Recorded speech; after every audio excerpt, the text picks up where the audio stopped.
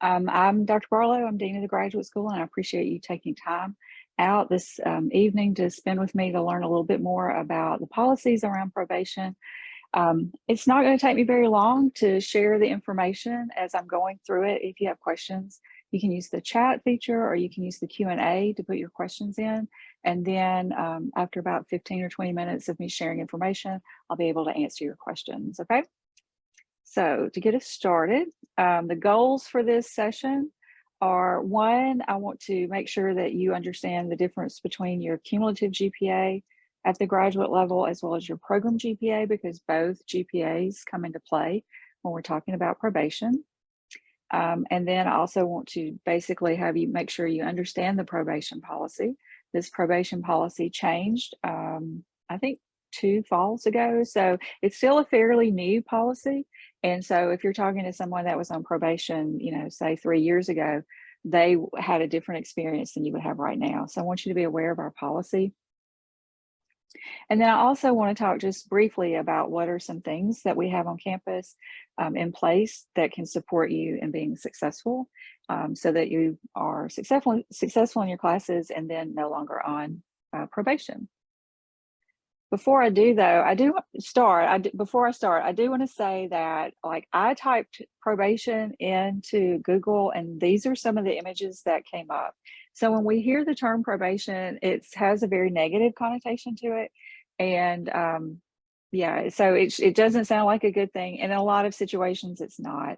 At UCA in the graduate school, we see probation as just an alert that says, okay, hey, we need to think about what's going on. Is there something that we can do? Can we give you the academic support that you need? Is there something that we can do? Because our goal is to see you graduate, cross the stage, earn your degree.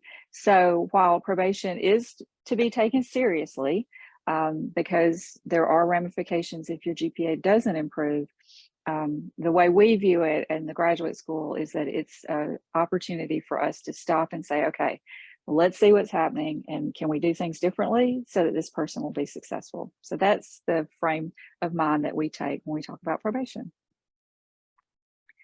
So like I said, one goal is to help you to think about the 2 different GPAs that are associated with you as a graduate student. So we have what's called the cumulative graduate GPA and then your program GPA. And all of this is at the graduate level. So it doesn't have anything to do with like your undergraduate grades that you had. It is all at the graduate level. If you are in your first graduate program at UCA and you haven't taken any extra classes, which in general we should not be doing, but I know some people do occasionally. But if all the classes that you're taking apply to your program and it's the only program you've been in, then your cumulative grade GPA and your program GPA will be the same, okay? If, however, maybe you're in a second graduate program or you took some classes that are not a part of your degree, then those 2 numbers are not going to be the same. And the way I've represented this in this graphic is you can see that, like, the cumulative is all of the graduate classes that you've taken, like all the graduate grades that you have here at UCA. And we have to pay attention to that GPA. But then also we have to pay attention to just the course, so it's like a subset of those, just the courses that actually apply to the degree, and that's what we call your program GPA. Here we go. And so one way you can look and know, you know, are my 2 GPAs the same, is to look in DegreeWorks. And so if you haven't accessed DegreeWorks, I would encourage you to do so. The way to get there is to log in on My UCA. You'll see under, you know, if you go to the roles of student, and there's all these different applications that you can choose from, or you can do a search and find it. You'll click on DegreeWorks for students, and then you're going to see your degree plan. It's going to look something like this. Now yours will be dynamic. I just have an image, a screenshot that I've put here. But you'll see your basic information at the top. If you got your undergraduate degree here, you'll have to go up here to this stop part at the top to change it to show your current graduate degree information. Anyway, but here's where you're looking to see your different GPAs. So this student that I have, and this is an actual student that I pulled actually last year sometime, and you see that they have their cumulative GPA is a 3.6, and then in the actual program, their major GPA is a 3.6 as well. So this is a student that I'm looking at and thinking, okay, all the classes that they've taken are applying to the degree, and this is their first graduate degree. So those two numbers are the same. You'll also notice that up here at the top, since both of those numbers are above a 3.0, the student is in good standing. So if you were to log into DegreeWorks now and look at yours, it should say under academic standing probation. And then one or both of these GPAs would be below a 3.0, which is why you would be on probation. Here's another example of a different student that I pulled a while back. And you can see that cumulative, they have a 3.0. So when you take all the graduate classes that they've had, they have a 3.0. When you look at the subset of those that count towards the degree, they have a 3.125.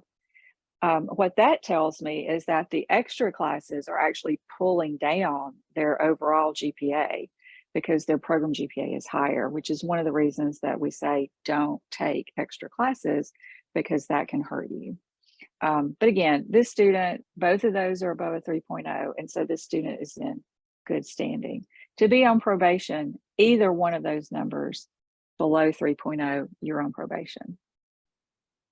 And that's what the policy says. And so here it is in words, that in order, a graduate student is expected to maintain a 3.0 in both your cumulative graduate GPA and your program GPA. And that's required to graduate. So, you know, it doesn't happen often, but it is possible for a student to finish all of the courses in their program, but they don't actually receive the degree because of the GPA issue.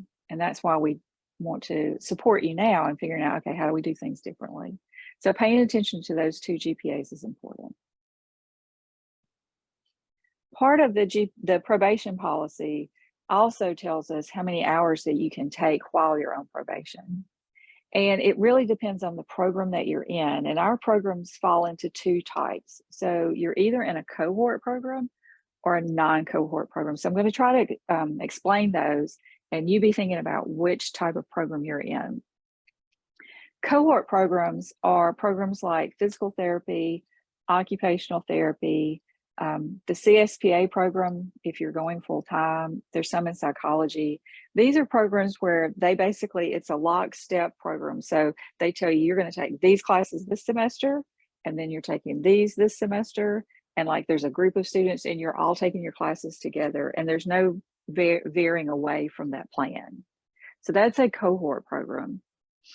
And cohort programs often have higher GPA expectations than what the graduate school has.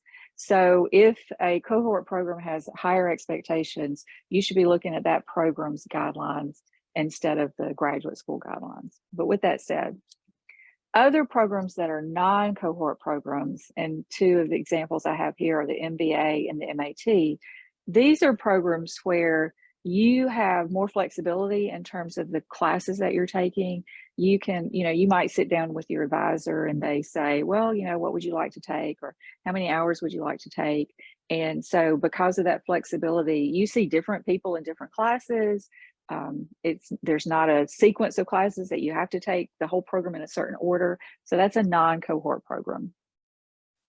So again, think about which program type you're in. If you're a cohort student and you're on probation, then you're allowed to take whatever the cohort people tell you for one semester while you're on probation. So a cohort program might have you taking 12 hours in a semester or 13 in a semester, whatever it is. But you get one semester that you're on probation with the expectation of pulling your grades up. If you're a non-cohort student, so you're not in a cohort program, you have that flexibility to choose your classes and so forth, then you can only take 9 additional hours while you're on probation. And all of those have to be on the degree plan.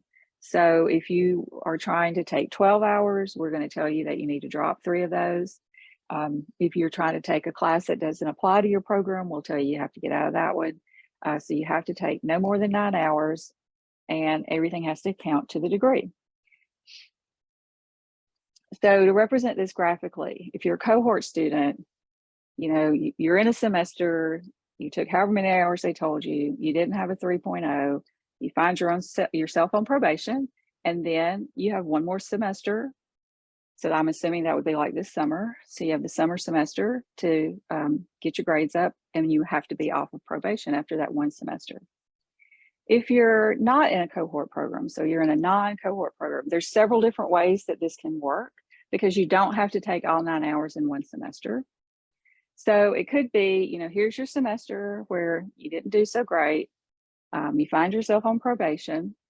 Obviously, you could take 9 hours. If you're a full-time student, if you're a graduate assistant, you'd have to take 9 hours. So you can take your 9 hours. The expectation would be that you have to be off of probation after that.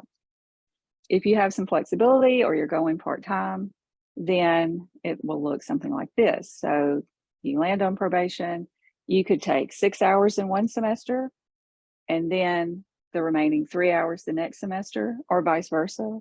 Or you could do 3, 3, 3, however you want to break it up.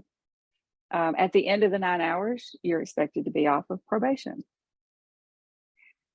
We have had students who have wanted to do 6 hours and 6 hours, and that's not possible because that second semester of 6 hours puts you over the 9 that you're allowed to take while you're on probation. So if you had complete 6 hours and then try to register for 6 hours, we're going to tell you that you need to drop 3 of those hours.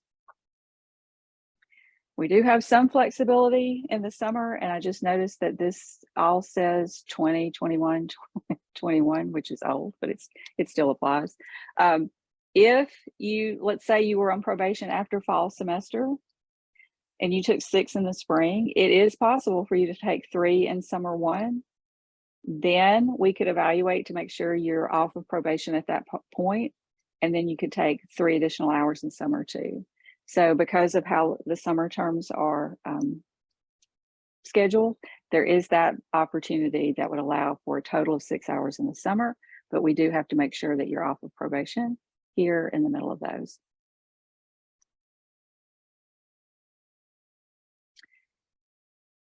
So after you've completed the 9 hours, then we take a look at your work to see what's happening.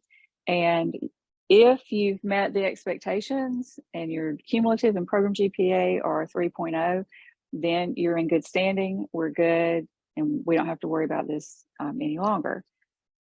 We have been very explicit. You should have received a letter from us that tells you exactly what you have to do to get off probation. So in this example that I have, it's this second paragraph, it outlines it. So this particular student had a 2.666 after 9 hours, and it tells them very explicitly in the second sentence, to remove yourself from probation, you will need to make 1 3-hour A, nothing less than a B on the remaining part of your 9 hours of coursework. And it also tells you have to complete courses that are a part of your degree. So I encourage you to look at that letter that you received and look at that statement, because that tells you exactly what you've got to make in order to get off of probation. And if you have questions about what exactly is this saying, then reach out to us and we'll help you to figure that out. But if you meet those expectations, then you'll be off of probation. If you don't, so your cumulative or your program GPA is still less than a 3.0, then you'll be suspended from graduate study at UCA. When that happens, there is an appeal process, and we have had a couple of students successfully appeal that suspension. And basically, in those situations, the student improved their GPA, but they didn't quite make the 3.0, but with an additional 6 hours, so an extended probationary period, they could get to the 3.0. So they would appeal that suspension and have an extended probationary period. So it is possible that your probation be extended a little bit, but I wouldn't bank on it, because if instead it's not possible to get it within 6 more hours, then your suspension is withheld or upheld. So very quickly, I want to talk about academic supports and then get into the resources that we have for you so that I can get to any questions that you'll all have. So in terms of academic supports, your greatest support is going to be your advisor and your instructors. So you should be talking to them, making sure that you're doing exactly what you need to be doing to be successful in your classes, asking questions. These are the people that care the most about you and your success. So talk to them, and they are a resource. You should take advantage of the Center for Writing and Communication, particularly if you're in classes where there is a lot of writing. Know that they are there. They do hold virtual office or virtual meeting times, so you don't have to physically go there to work with them. So that is a support that's in place. Look at your degree works audit. That is where you can see like exactly what classes you're taking. Are they applying to your degree?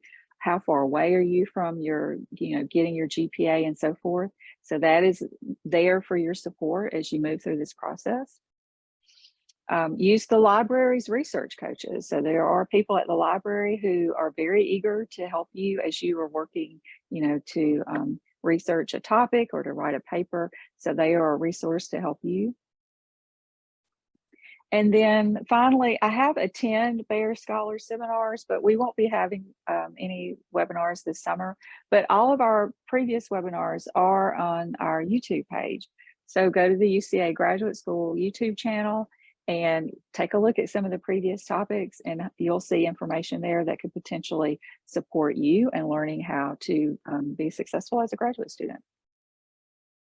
And then also the Office of Student Success is there, and they have a lot of resources. And I'll be honest, they're all written, all their stuff is written to undergraduates, and we know that. But the topics and the ideas and things that they have apply to graduate students as well.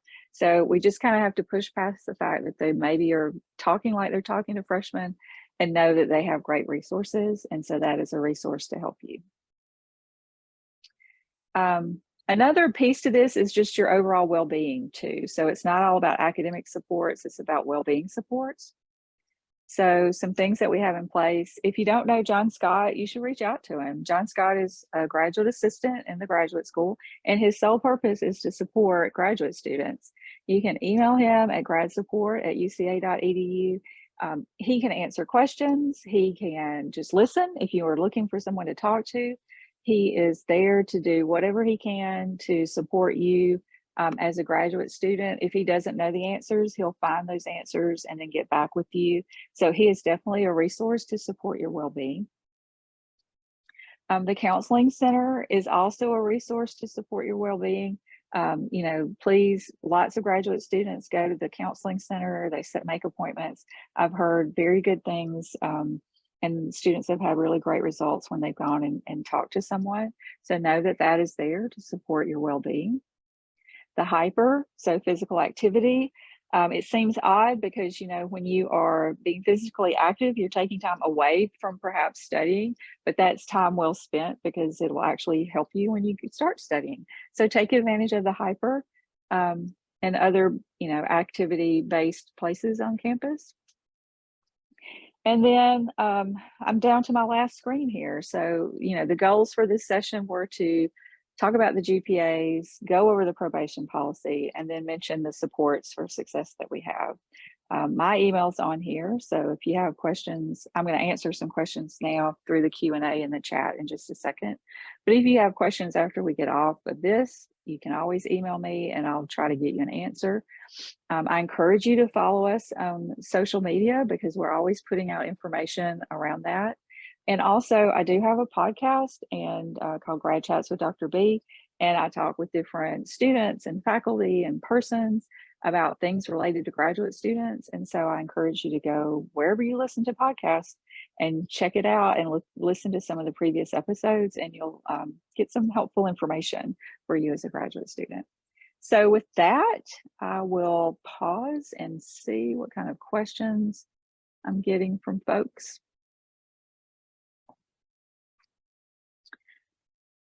Okay, so the first question I have is, if you retake a course that you did poorly in, does the new grade replace the older one? That's a really good question. So we often refer to that as grade forgiveness.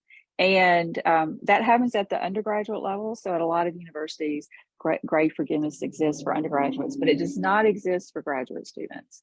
So, you know, if let's say you make a D or an F in a class, you're going to have to retake it. The D is not going to count. You have to retake it, but that new grade doesn't kick the old grade out. So it all still stays in there, factored into your GPA. Okay. I have another question. Okay, so yes, and the person said that is a bummer. So yeah, it is a bummer that we don't have grade forgiveness at the graduate level. Another question I have here is that it sounds like this student was given the opportunity to take this extended probation hours, 6 extra hours in the summer, and they said if for some reason they wanted to, could they do that in the fall? So yeah, so if you are given, if you appeal and you're told, okay, I can take 6 hours to try to get my GPA up, so I've got that one last effort, do you have to do that in this immediate summer semester? No, you could not take classes this summer and then do it in the fall, and that would be fine. So it's just the next 6 hours whenever you take those, that'll work. So good questions. Let's see, I've got another one here.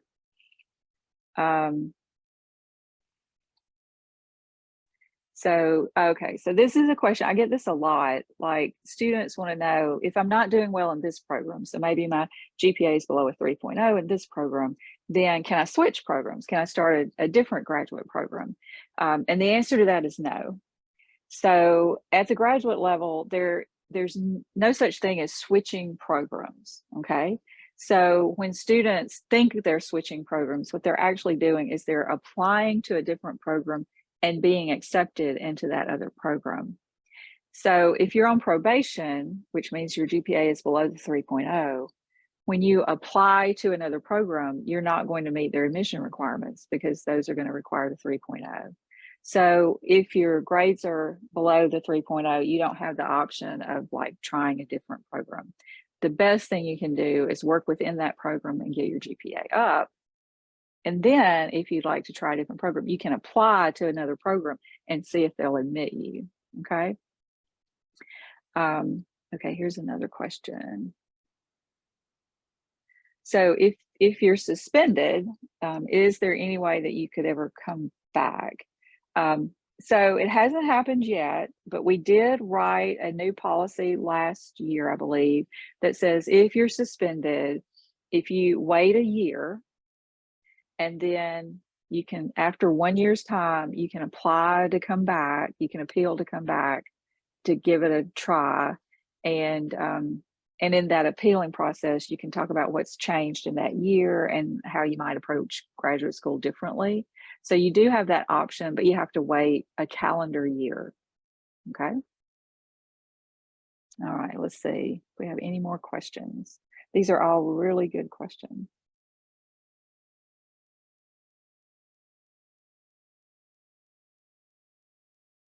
Okay, here's one. Do both your program GPA and your cumulative GPA have to be a 3.0 to get off probation? Yes. So we look at both GPAs and they both have to be at the 3.0 to be off of probation. So we take that into consideration when we write that letter. So we're looking at that letter. If it was not possible for you to get your GPA, both GPAs up, then you would not be eligible for probation. So you wouldn't have gotten that probation letter. Okay. What if a class that you need in your program isn't offered until spring? Do you just wait? So the question is, if the class that you need is not offered until the spring, do you just wait? So, I mean, that may be that you have to just wait. I try to get students and faculty to think about, are there other options? You know, could you do an independent study, a course substitution, things of that nature, so that you can go ahead and finish and get out of here. But that's really at the discretion of the faculty member, and it also depends on the class. Like there's some classes that you just would not do an independent study for. or there's some classes that are just fundamental to that program. So we want students to take that. We wouldn't do a course substitution. So it really just depends, but it very well could be that you just end up having to wait until that class is offered in the spring. Yeah, and so the comment is, so work with your advisor for a possible substitute class.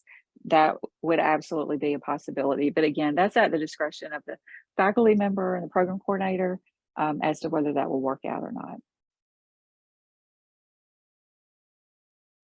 Let's see if we get any other questions.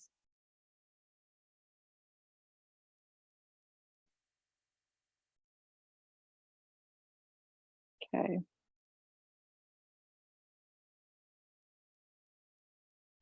Let's see. I think we're doing pretty good on time. Yep, about 30 minutes, 25 minutes. So very good. All right. Yeah, and then we have a comment that didn't want to need to be here, but you know, it was they said enjoyable. I'll say that y'all appreciate the information. Thank y'all for your questions. Thank you for being here. If a question comes up after we get off the Zoom, then please know that you can email me and ask those questions. I'll also say this, that Leslie George in my office is the person who works with probation students. And so you may have had emails directly from her. Leslie's out for the next couple of weeks. So if you email her for some reason and you don't get a response, that is why. So you can always email me directly, or you can email the graduate school, the general grad school GPA and not GPA, sorry, the general grad school email, and you'll get a response that way. Okay. All right. Well, y'all have a great evening, and hopefully I'll see you soon crossing the stage getting your degree. Let me know if there's anything I can do to help y'all. Have a good evening.